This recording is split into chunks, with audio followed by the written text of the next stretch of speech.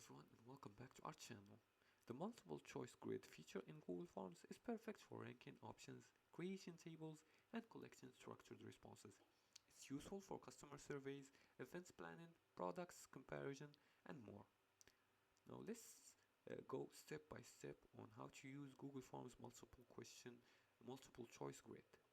Now the first step is to open Google Forms and create a question. And to do that, just visit googleworkspace.product.com like here, you see in this website, and make sure you log in using your account's credentials.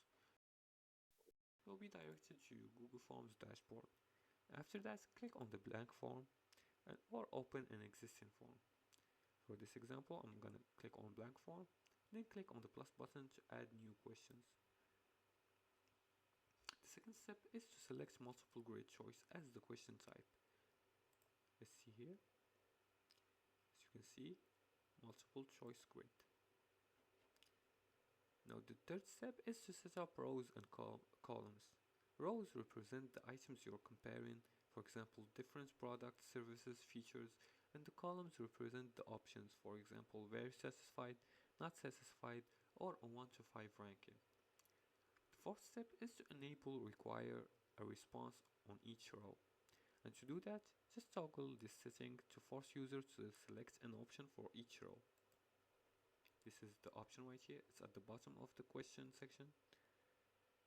Now for the fifth step is to preview and test the grid formats. And you can do that by clicking on the eye icon right here to test how the grid looks before sharing.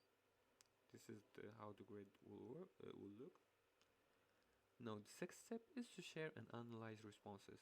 Once the responses are collected, review the data in Google Sheets for insights. And you can do that by going to the response section and then click on link to sheets. Here you're gonna see all the responses and you can link to sheets to have an SCSV file. And that's it for today's tutorial. Your multiple choice grid is ready. If you like this video and found this helpful, please like and subscribe, and feel free to leave comments below the video if you have further more questions about this topic. Thanks for watching, and see you again in the next tutorial.